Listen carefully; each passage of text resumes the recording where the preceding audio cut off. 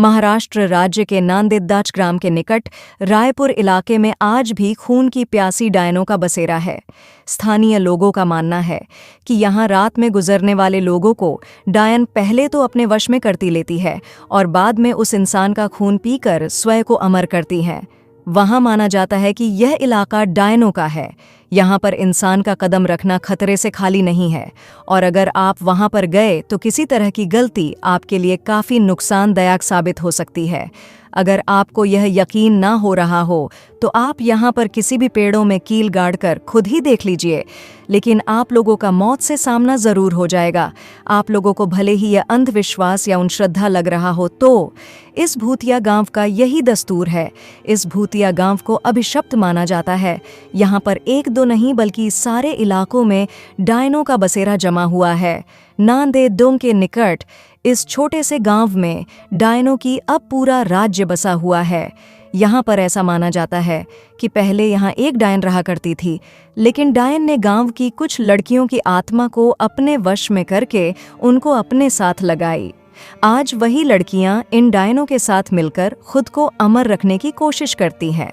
ये गांव की वही जगह है जहां वास्तविकता में यहाँ के पुरुषों को रात में निकलने पर प्रतिबंध है। कब किस कौन सी जगह पर डायन उन्हें अपने वश में कर ले कोई नहीं जानता है। अभी तक यहाँ पर कुल 42 ऐसे मामले आ चुके हैं जिनमें से पुरुष लापता हो गए, लेकिन उनका अभी तक कोई अता पता नहीं चला है। यही माना जाता है कि डायन उन पुरुषों को मार दिया होगा।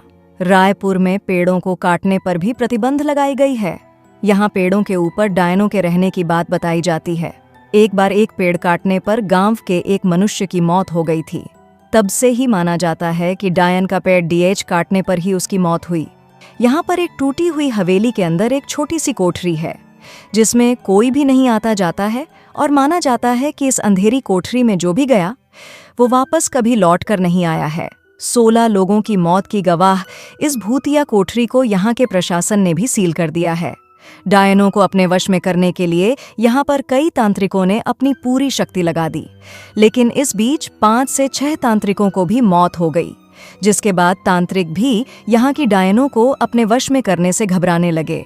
कहा जाता है कि गांव में हर अमावस्या और पूर्णिमा की रात को कोई बाहर नहीं निकल। हालांकि ये काफ़ी पुरानी बात है।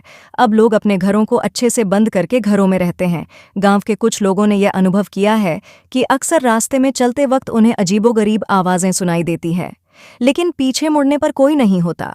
गांव के रंजीत नाम के व्यक्ति ने तो अपनी बाइक पर एक डायन को लिफ्ट तक दी थी। काफ़ी लंबा रास्ता तय करने के बाद उसे एहसास हुआ कि उसके पीछे कोई बैठा हुआ है, पर उसने जब पीछे मुड़ कर देखा तो कोई नहीं था। रायपुर के लोगों का मानना है कि यहाँ कई साल पहले एक खूबसूरत महिला के साथ गांव के कुछ लोगों ने बलात्कार किया था। उसे बंदी बनाकर रख लिया और बाद में उस महिला की बेरहमी से हत्या कर दी। इसके बाद वही डायन बनकर यहाँ अपना बदला पूरा करती है।